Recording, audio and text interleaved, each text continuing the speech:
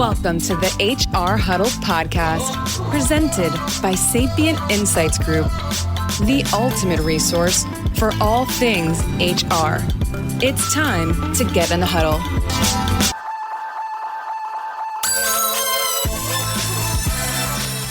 Welcome to Spilling the Tea on HR Tech, where we focus on the hottest HR tech news everyone needs to know to be in the know. We break down the news of the week and help you make sense of what it means for our industry and how it can impact your organization.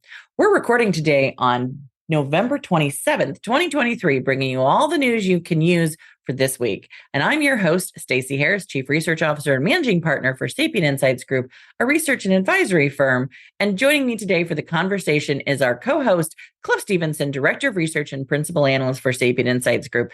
Cliff, welcome to the show. We're recording right after the sort of Thanksgiving holidays here in the United States.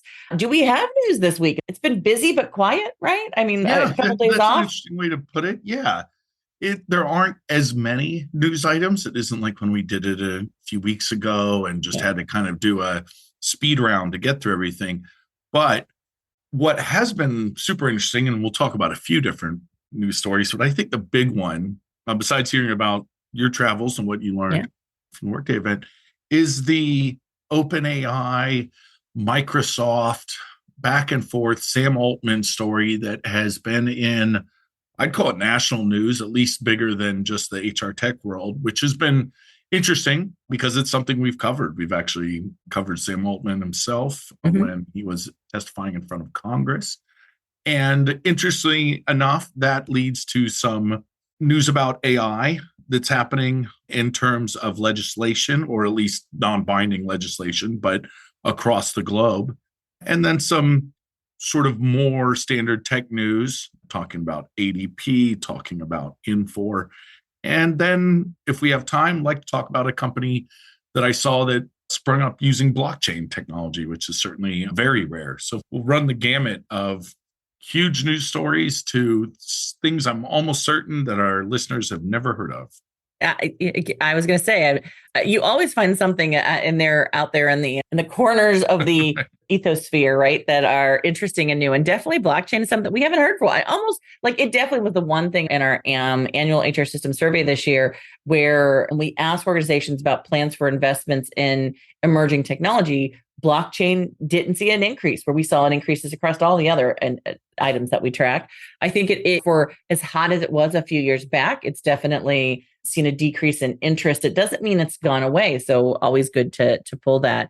Also, I did get asked by our team, so I will take a moment to mention it, and then we'll maybe dive into the presentations to just remind everybody that if you are looking for some of the data that we'll be referencing here, as well as in our LinkedIn post and items from the annual HR System Survey white paper, the 2023-26 edition this year. It is available on our website, our own little promotion. I keep telling my team that we do talk about it, but we talk about it at the end of the conversation generally, and they asked if we could mention it at the beginning, Cliff. So please, if you're looking for that data, be sure to go to the website, click on the little shop, download it. There's a fee this year, but we promise you the 200 pages, 150 plus charts that are in there are well worth it if you're looking at acquiring technology, making decisions about building your HR system strategy, or anything as a vendor looking to understand sort of the competitive landscape. It's valuable. So just our little commercial in the middle of everything. Sorry, Cliff. No, I want more people to read it. Believe me. Yeah. I love it. I love talking about it. And we'll be referencing some of that data as we go on. Speaking of that, though, you are actually out across the pond doing some work based on that data, right? Yeah. So I have one more trip after this, but that's an internal team meeting. But one of my last events this year was at Workday Rising EMEA in Barcelona. I can't complain about the location this year. The previous year it was in Stockholm in the middle of a snowstorm. Always love to go and get a chance to speak with some of our EMEA clients. But I will say I preferred a little bit of sunshine over snowstorms this year. So thank you to the Workday team for selecting a site that did not include huge amounts of snow, although Stockholm was a beautiful town, I will say. But yeah, we were in Barcelona this last couple of weeks. I just got back. I took a few days before and a few days after to do a little bit of touring, including, which I know you were more excited about than I was because I was a little scared of it, a Sunday Barcelona football game, which is really soccer for those of us here in the United States. That's right. I had never been to an international professional soccer game. It was quite an experience. Tammy, who was our data analyst who went with me on this analyst event, got the tickets, told me I was going to enjoy it. And I did have fun, but boy, that was an experience, Cliff. I know you used to actually be part of some of that in your back in the day. It was amazing, the amount of singing and just the pure sort of love for the sport that you saw there. It's a little bit of a different feel than what you get here in the States at big soccer and or football events. I mean, you've been part of it. Does it surprise you of how different the experience is in Europe versus here in the States? Yeah, and it's also a lot more personal. Certainly, I never played in front of crowds like that. Yeah. But unless you're a very large, big name athlete in the United States, you're not going to be recognized. But when you play even in small towns for small clubs in Europe, people know you. They know your backstory.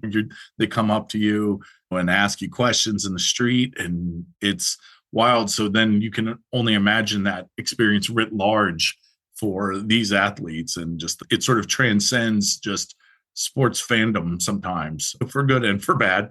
But seeing that love and that ability to sort of get people together in an almost religious way is always fascinating to me.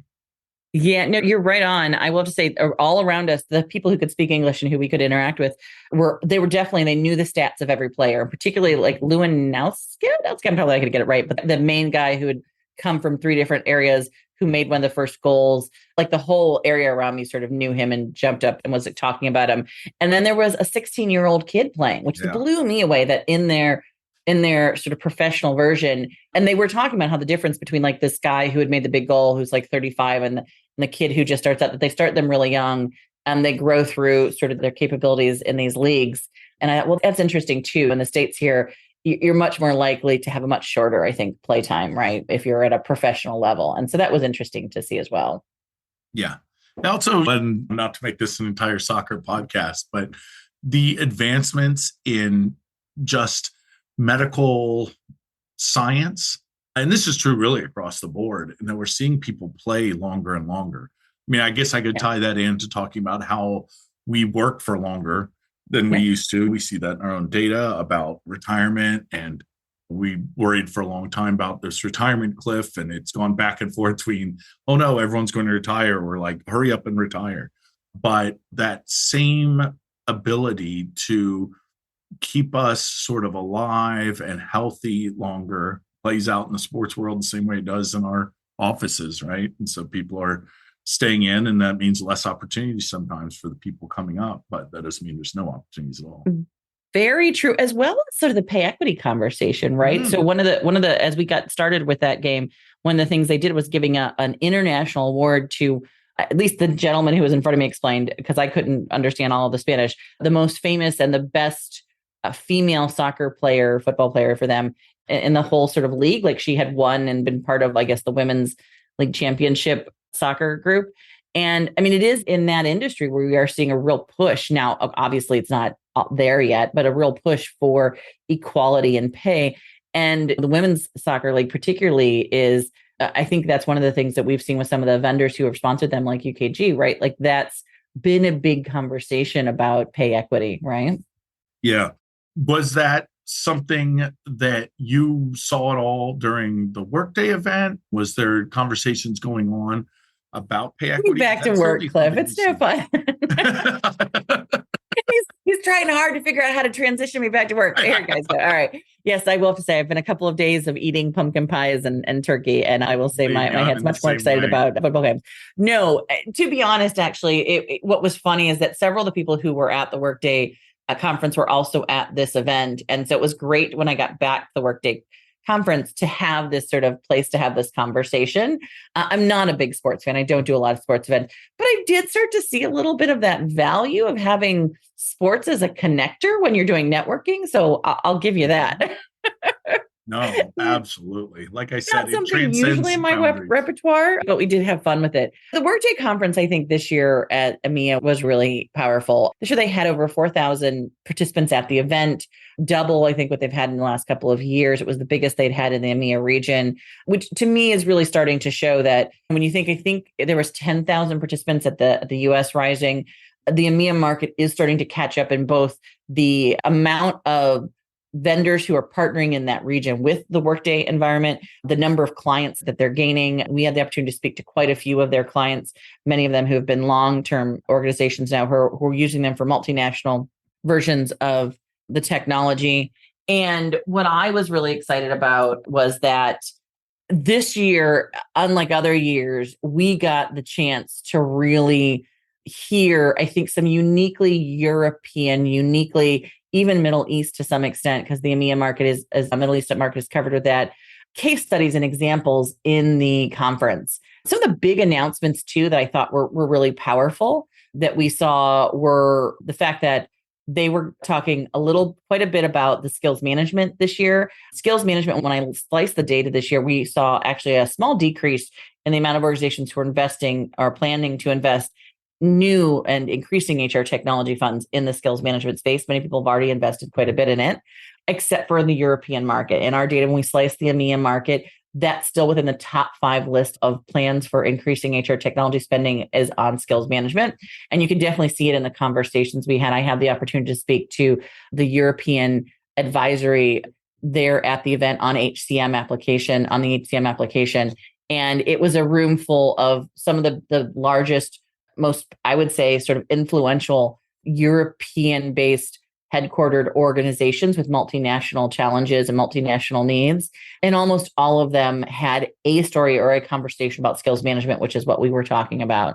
One of the big announcements that they made while we were there on the skills management conversation is that they are partnering with Accenture. Accenture has created an extended application off the Workday's Flex platform that will allow organizations to basically do some, what we would consider the area where you're adding measurement or to some extent validation of the skills solution, along with a couple of other features.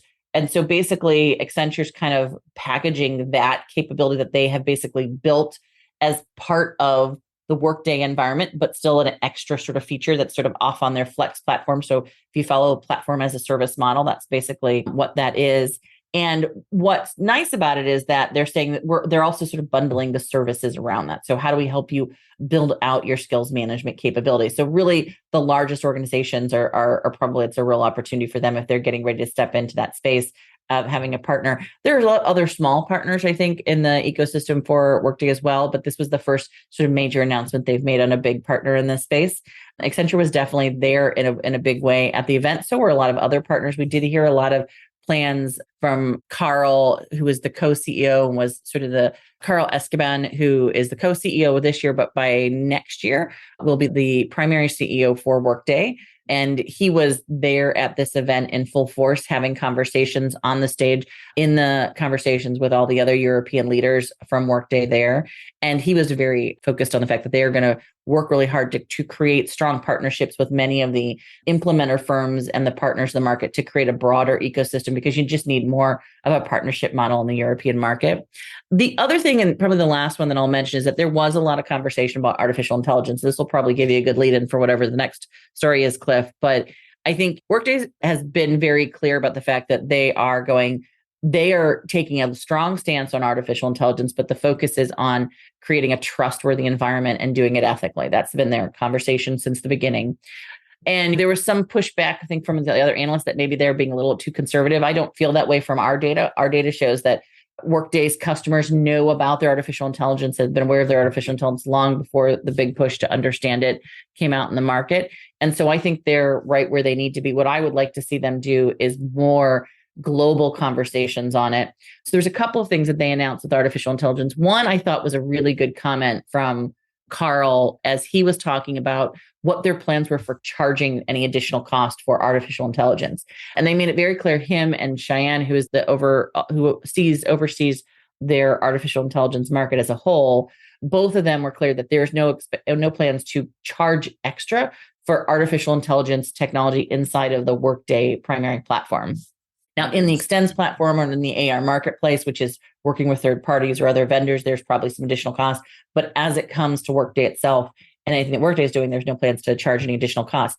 And Carl's comment on this, which I thought was very enlightening as to how they're looking at this, is he did not want to create a have and have not situation. If we feel artificial intelligence is valuable to our customers, why would we put a roadblock in front of them for leveraging it and using it in ways that we think will be valuable? And we don't want to create a situation where those who have more money have the ability to take advantage of it, and those who don't have enough money to take advantage of it aren't taking advantage of it. We think it's important to basically put it across the entire platform and figure out how we embed that cost over time in the entire platform. I really like that conversation. You and I have had this conversation about how Microsoft is maybe doing a bit of a similar model, but the idea is that if you charge extra for it, you do create a situation where you have a bit of haves and have-nots, because there's always someone who's going to basically say that they can't afford to take the extra cost. The other thing that I think Cheyenne had to comment on was that they were investing a lot, not just in the artificial intelligence and the functionality, which I think we've been seeing from all the vendors this year. We're seeing investments in sort of tools that will help you write performance reviews, tools that will help you write job descriptions, tools that will help you give nudges and provide guidance as to which processes will be more effective, those kind of things. But he also mentioned some work that they were doing with the university in Ireland, where they are creating a new program and investing heavily in a bit of a research that they're doing out there around the social impact and artificial intelligence and how those two things are coming together. So it's more of a not just an artificial intelligence research function from the pure sense of we're going to figure out how it's going to make money and how fast we can move with it, but also in the sense of what are the social implications? How do we think about artificial intelligence in relation to society and to the way people think and the way people react and the way people work? These are things that we just saw we did not do a very effective job when social media came about of understanding the social impact. And we're definitely seeing that be a conversation at many of the vendors, but it was definitely highlighted here that they're actually investing in a university program, new roles and new positions and investments in this research. So it was a good event. I thought for the last event of the year, it definitely sort of highlighted for me that next year, the conversation across all the vendors is going to be really pushing out not just AI for the sake of AI, but artificial intelligence and how it's going to impact our world and what can it actually achieve for us before we start paying for it, right? Yeah, actually more on the application than just the existence of it. Yeah. Right. Because a lot of it has been the topics have been a little more existential of what does this mean for our jobs? How does this affect our ability to get things done? Instead, it's going to be, okay, let's talk about the very specifics of how to use it. Because as you had sort of mentioned before when talking about blockchain, there are sometimes technologies that sort of come up and then we don't really do anything with, despite the level of conversation. I think virtual reality is one as well, because there's a limited use set. But with AI, it's a much more broad ability to use. And in fact, that is a good segue, as you mentioned before, into what possibly was behind the entire OpenAI, Sam Altman leaving, going to Microsoft, coming back thing that played out over really just the last week, although it seemed like a much longer thing because it seemed like there were multiple news stories each day. But when you were digging deeper into this, it seemed like there was possibly this sort of philosophical difference on how fast AI should be being developed and being pushed, and whether it should be something we're taking the time on, or if it's just a matter of, no, this is something people need. We need to find more and more capabilities of it. So I'll try and do a quick recap of. I was just going to say, everyone might not know what happened. Okay. There were a lot of people who were doing other things this week. Yes, that's You might want to give a recap of what actually happened with OpenAI. And then I'm happy to kind of walk through at least the things that I've been sort of digging out. I'm going to do my best without even consulting the notes. I know. It's definitely been a popcorn week, that's for sure. Like we've all been sitting by the screen going, what's going to happen next, right? Yeah. But basically, there was a vote at OpenAI's board to oust Sam Altman, who was founder and head there. And it passed, I guess, by fairly narrow margins. And because of that, it led to a wave of other resignations. or I shouldn't say other, since he didn't actually resign, including Brockman, who was their president, who also left. And then within a day or two, it came out that they were being hired at Microsoft. In fact, I think there was even an announcement that's what was going to happen from Microsoft themselves. But then, as it turned out, because of everything that happened when all that played out at OpenAI, that they said, no, we don't want that to happen. We want to bring Sam Altman back. Got a whole new board and brought both Altman and Brock back on, which is where it stands now. It seems like after it's been a few days, so that may be the current state of affairs. Somehow during all of this, there was two different products that came out of OpenAI, which lends some credence to your belief, or not, I shouldn't say your belief, but the belief that it really came down to whether this was a case of OpenAI sort of expanding too quickly, sort of a classic conservative versus aggressive approach when it comes to business. There was the Q-Star? Is that how that is? I believe it's supposed to be pronounced. That they recently announced shows that OpenAI can start to do simple math problems, which is actually a huge development. And then I think just today or yesterday, they announced that you can start using voice in the ChatGPT program, where you can just ask it a question through the microphone and then it will respond in the same. So kind of two big developments that were happening that obviously would have been happening internally at the same time, that possibly could be part of what was going on. Just, is it too much, too quick? Hard to say, really. I mean, we even have been trying to figure it out as well. I mean, obviously with some of it, it might be personality clashes or something like that, or the politics that go on. I know that for me, it was a good reminder of the fact that we don't work in these sort of clean black and white scenarios at our offices. We try and remember that when we're doing our writing, looking back on our own working in the HR field, of saying we can always say, oh, 70% people do this, but then thinking about what is the reality for some companies, that there may be political reasons they can't do certain things, or sort of internal history, or just, again, personality clashes that could stop anyone from implementing what is quote unquote the right thing. It always has to be the right thing for your company, right? For your organization, for your customers, not necessarily just what the math says. It's always hard when we're talking about the difference between sort of perception versus reality versus sort of facts, right? When it comes to all of this. And I do think that we do forget oftentimes, especially when we look at things like stock market, that there's human beings behind all of these numbers, right? That's right. Yeah, that the whole story just is a good encapsulation too of just how much AI has become part of our lives in such a quick amount of time. In one of the articles I was reading about it, there was a reminder that ChatGPT just was released about a year ago. Yeah. Like it's a year and some change. And within that time, it went from being a sort of a novelty item to something that is news, big news.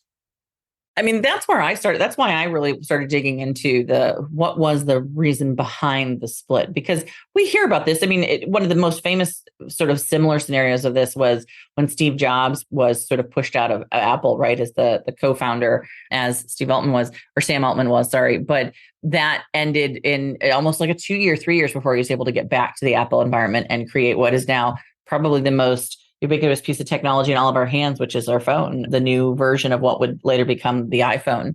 Not that there wasn't, and I think that's the thing to know about OpenAI and ChatGPT. There were other applications before ChatGPT that were doing this.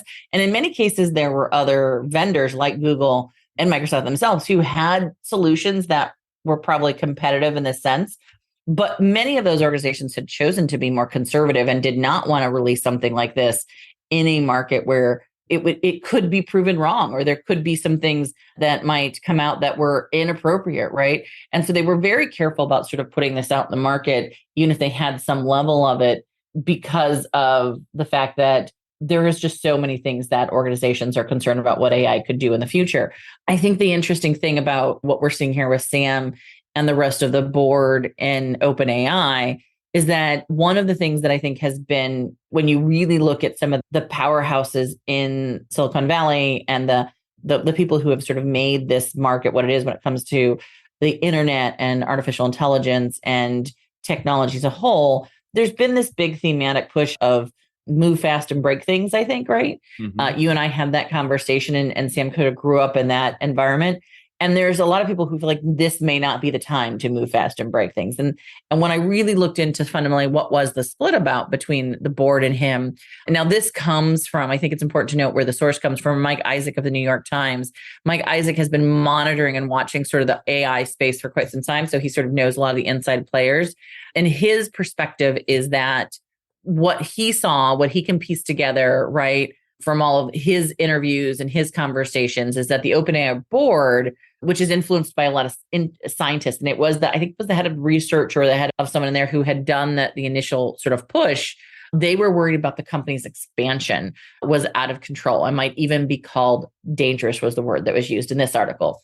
Sam Altman was arguing that they're trying to grow a business and out of necessity, they need to go fast.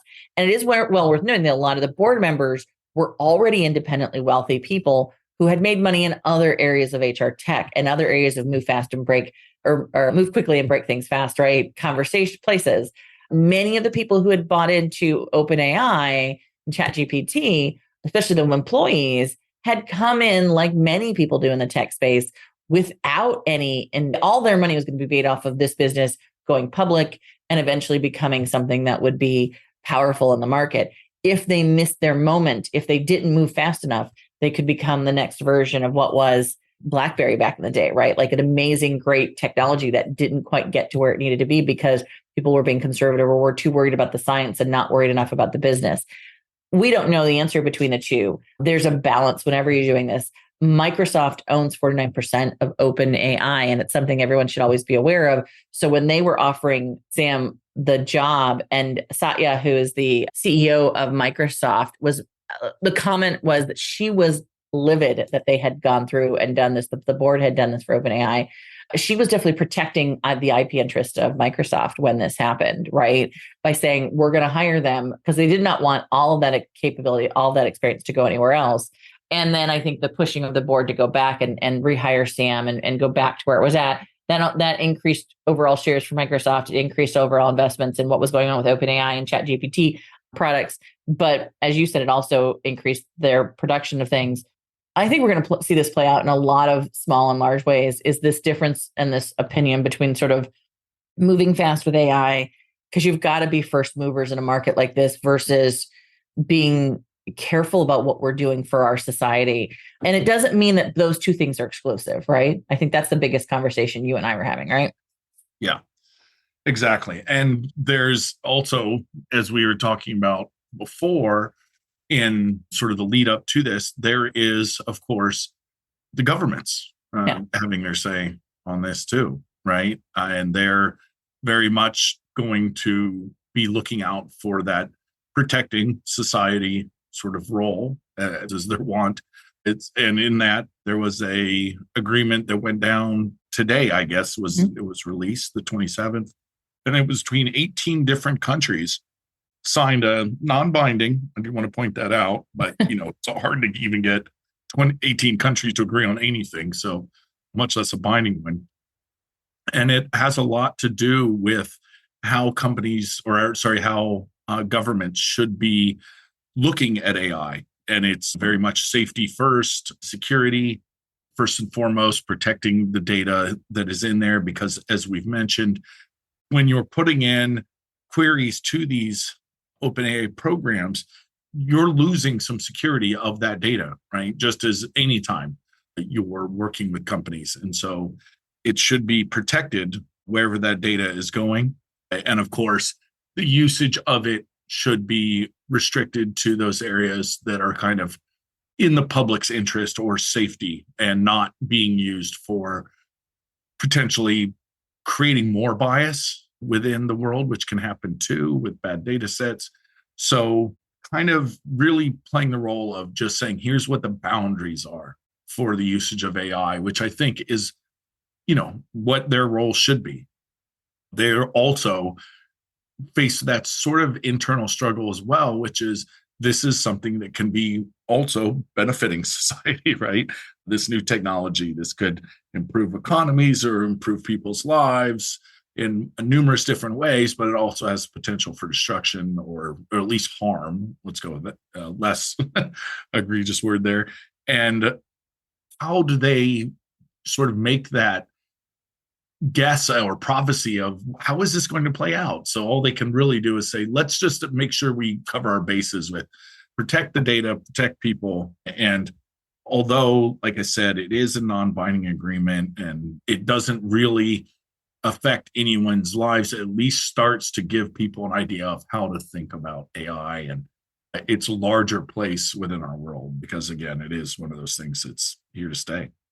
Yeah, it was one of the conversations at the Workday event. I mean, it was the previous week of that event was the Biden administration's output of their sort of, here's our expectations for what the regulations we're going to be putting in place for AI. Nothing new, I think, something we all seen in the market. This particular agreement was signed by US as Britain as well. They call it secure by design, AI secure by design, but they don't really give it a full name. And so their idea is to try and keep it safe from what they call rogue actors. It was 18 countries, you said, that agreed to it. I always look at who signs things. And I think it's important that we did see in this particular group of organizations, right, that it was the US, Britain. You also saw Germany, Italy, Czech Republic, Estonia, Poland, Australia, Chile, Israel, Nigeria, and Singapore. It's important to note the Eastern European organizations, countries, I think, because we know many of the programming capabilities, many of the people with the skill sets that are needed are definitely coming out of that Eastern European market. And so that I think is an important component to have that highlighted in those regions. But it's important to note who's not on this, right? You're not seeing China sign this, right? And that's another big player in this market and something for us all to be aware of, right? Yeah, that's a very good point. Well, I don't have an easy transition from that, but we did have a few other bits of news. One of them was that ADP and Convera are partnering. Convera may not know, but they do B2B payments. I believe they were Western Union Business before that, but handling those sort of currency exchanges that need to happen between businesses from different countries so that this can help a lot with global payroll, right? As you're able to transfer money from one business to another when payments are made, and then make sure people get paid all in an above board and completely compliant way. So yeah, always like to see some of those things happen. We've talked a bit about this merging of the HR world and the finance world. This is a very natural way where that would happen and how it affects people. Yeah, global payroll is a big topic right now, right? Like we're seeing it. We saw a lot at the HR Tech Conference. There was a big announcement with multiple vendors that we've been talking about, both at UKG, Workday, as well as we saw some announcements from Ceridian and a couple others on sort of that global payroll conversation this year. So this, I think, just expands what ADP's already been known for as a primary player in the global payroll. We also saw some announcements from Infor similarly on payroll this week, right? Yeah, speaking of expansions, Infor will now join a few other organizations that are able to offer on-demand pay through another partnership with Daily Pay, another few organizations that we met with at HR Tech, and we're happy to hear about their sort of plans for the future. So Daily Pay, unless it's not obvious from the name, is one of those earned wage access, pay on demand providers that are able to allow employees to receive their pay for the hours they've worked, even if it hasn't reached your typical payday. So being able to really meet the financial needs of anyone on the Infor platform, obviously, is, fairly good and positive development. Yeah, it should be noted in our research this year, we did see that Daily Pay, if you were using a third party that was not, so you weren't purchasing it through the primary partner of your payroll vendor.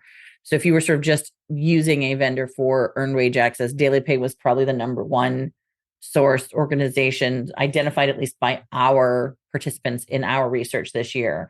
We couldn't say that's full market share or not. The more these earned wage access organizations partner with vendors, the more likely we are to see that I think organizations are going to adopt them, because it is definitely through those partnerships where we'll see more adoption. Yeah. And then finally, as we mentioned, and something I flagged only because it was blockchain, which again is not something we get to see many news stories out of, is company Chrono.tech and their LaborX platform, which is a recruitment platform, a global recruitment platform that uses blockchain technology, right? So you would be able to have access to people within the platform within a blockchain environment, which, without knowing exactly how their tech works, theoretically should give anyone access to your resume or your information that you would need for recruitment in a completely sort of federalized setting, right? Everything's sort of out there. You can see the data and where it's come from, so that it's very easy to access records and know that nothing's been changed or altered in any way by any third parties, giving, again, theoretically, a more secure and more easily sort of found set of records for global recruitment. But again, kind of new, but still always interesting to see how companies can take advantage of newer or underused technologies such as blockchain, which does, again, have at its core the ability to give a sort of more open and generalized use for data, because again, anyone can see where records come from, where they originated, and where they are now, and at the same time have control over your own data that's on that public record. Unfortunately, I would say that it's mostly been used for cryptocurrencies and such, but there really is the potential, I think, for more sort of public use of blockchain technology. And there was a lot of sort of excitement when this tech first was announced, imagining all the different possibilities, and it kind of slowed down. We haven't seen much lately, to be honest. So we'll keep an eye and see if we start seeing more organizations both creating the tech necessary, but also using, right? Because it also has to be something, especially in the world of recruitment, if people aren't using it, then it's not of any value to any other organizations, regardless of how good the underlying tech may be. Yeah, I think we're going to see blockchain maybe come back up again in a couple of instances over the next couple of years. One, I think the required amount of energy it takes to run artificial intelligence is still quite extensive, right? Like the interesting thing is the conversation at EMEA was how much just the amount of space and the cost of it has come down just in the last 6 months since the market has been really doing stuff with it. But that we are still seeing this energy uptick, right? Because of AI just requires more. And I think not yet, but there is some conversation in the market about, is blockchain a way to maybe manage some of that spreading out of the sort of bandwidth requirements of AI? The other thing I think we're hearing more and more about is this idea of deep fakes, especially as AI can do more with a little bit of content or an image or a visual and really recreate things that sound and or look like they are authentic but aren't, right? And so I do think there is some place probably we're looking at blockchain as a tool for validating things like where you went to school or past certifications, or kind of because the fact that you can't, because it's spread out, you can't, supposedly the idea is that you're not able to change it one place. You'd have changed every place, and then you have to have the key to do it and the whole bit, right? There is, I think, some conversations happening about how do we certify certain things like content, images, so they can't be changed with artificial intelligence through a blockchain kind of model. kind of like we're talking about cryptocurrency, like you can't make a number 2 versus a 5 in your cryptocurrency, right? Because they're sort of the market, the whole tools technology sort of spread out fast, right? I'm not a tech geek in that sense. I couldn't tell you how all that's being done, but I do know that was where some of the interesting conversations we're hearing from sort of the emerging tech companies, right? Who are really diving into addressing the problems that are going to be caused by some of this artificial intelligence growth that we haven't really started to address yet. So I think it's intriguing. We should definitely keep our eye on it, right? Absolutely. And I agree with you 100%. I think the real value and the real potential for it is in that sort of audit trail and in that secure, that being able to see exactly where any changes might have happened in a way that anyone can get to. So you could see, okay, this person received a certification.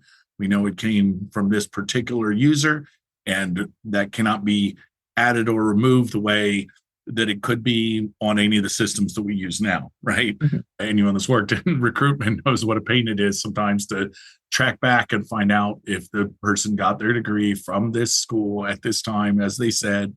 And it often just involves a whole lot of phone work. And to be frank, it isn't done very often because of how labor intensive it is to check these things. Mm-hmm. So having a quote unquote public record of this would be huge. And you can only imagine from there what the other capabilities might be. But it may require, as you mentioned earlier, a company to think about it as a company, right? Yeah. And say, okay, how do we make this fun and exciting and cool and easy to use? Which I think was one of the things that ChatGPT did very well, is to sort of prompt users to think about how it could be done in sort of just daily life. Ask ChatGPT for something to do tonight with friends. That is a much more interesting and applicable use case for a lot of people. And so they started using the product a lot more often, and then they could find ways to use it throughout work too. And so when someone can do that for blockchain technologies, I think that's what might be required for it to really take off. Yeah. And I see it coming. I do see a consumer need for validation of content, right? One of the things that we're seeing is a rising sort of increase in the amount of investment being made on influencers, right? The idea that, can you trust the people who are talking to you and sharing information, and vice versa? Can you trust that they're seeing things? Because what you hear tends to be highly sort of concerned about, is there too much marketing put on top of it? Is things being changed, or things being sort of filtered too much, right? And I think it's a valid point that we're going to see across the board, right? Oh, absolutely. I know that it probably would seem to our users that I have been deepfaked because for some reason I didn't want to just talk about soccer the entire podcast. But I assure you that I'm the real Cliff. Of course, that's what the fake would say too. Yeah, there have been a few podcasts where people have said their entire scripts have been written by AI, or one there was, did you know if this is the AI talking or me? That was a really creepy one that I was listening to. So I can promise you, at least today, I'm not sophisticated enough to have an AI talk for me. So that's why we always want to make sure you can tell we make some mistakes. We can't remember someone's name or something like that. When you hear it go off perfectly, then be suspicious. Yeah, but I will say, they do say, I think the number's at 26 or 30%. I don't know. It's somewhere in that range of organizations, of workers are already using ChatGPT somehow in their work environment, not connected to whatever their company is approved or allowed, right? Which I think, again, would I know if you're using a ChatGPT audio file? I don't know, right? Like, that's the question. Can you get away with it without somebody knowing and make your job and your life easier? People love to beat the system. And so there will definitely be ways to do that, right? That's right. Yeah. Well, Cliff, I think that was the last of the items we had today, correct? That is. I feel like we're very subversive. We almost had some got all kinds of with the haves and have theories and stuff going on today. Sorry about it, guys. Yeah. It's post-holiday, lots of turkey, yes. Lots of time to think about all the ways and to look at all the different things going on in the news in a different light, right? We'll get back on track next week or not if you enjoy that, right? Yeah, let us know. But we do have to wrap today because both of us are heading off to our own offsite this week where we're going to be talking a little bit about how we can make improvements on next year's annual HR system survey report. So if you have any comments on how you think we can improve what we're doing with the research that we're doing or the reports, please send them our way. We are constant process of reevaluating how we continue to bring you data and information. And this is a perfect time of the year. This is when we get a chance. I wouldn't say breathe is kind of a strong word, but we get a chance to take a look at what we did the rest of the year, start the cycle back over again for their annual reports and decide how to maybe improve that process. So good timing if you have some feedback for us or things you'd like to send in. As we wrap today, again, just a reminder that if you have not had an opportunity to download the report, the full annual report, it is available on our website at sapientinsights.com. Right there on the front page, just a big old button that says, please access the report here. Again, over 200 pages and 150 figures and charts, including a full outline of what you include in an HR system strategy if you're looking for something like that. Also, on our website, be sure to sign up for our newsletter to get ongoing updates on research launches where we'll be speaking or visiting and when you can participate in our annual HR system survey. If the price is a little bit more than you can handle right now, you are interested in making sure you get access to the research every year. The best way to do that is to make sure you're on our sign up list so that when the survey comes back around in May of next year, you get the notice that it is available and you get a chance to complete the survey. We are really excited this year. We're going to be doing a lot of extensive work with organizations who are really looking to understand certain areas. Like we have some conversations going on about what is the current world around experience platforms, skills management. We'll be talking about more next year. And there's a lot of other things that we'll be talking about this week on what are we going to add to the survey this year. So we definitely want to do that and sign yourself up for it. Be sure to listen to our sister HR Huddle podcast, HR We Have a Problem, hosted by our CEO, Terry Zipper.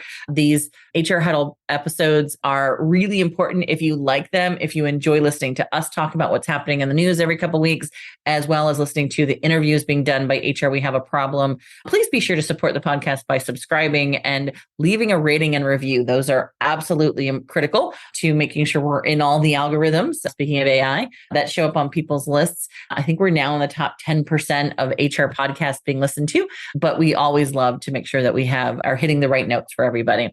To stay up to date with immediate breaking HR tech news and to get all the behind the scenes content, you can follow us at Sapient Insights on LinkedIn or X, not Twitter anymore, I guess, right? LinkedIn is probably the best way to access us. Follow myself, follow Sapient Insights, or follow Cliff. All three of those will get you current access. That's where I've been putting announcements. If you did used to follow me on Twitter for all of my event updates, as well as Cliff, we're doing more of that on LinkedIn these days. So you definitely want to follow us on LinkedIn.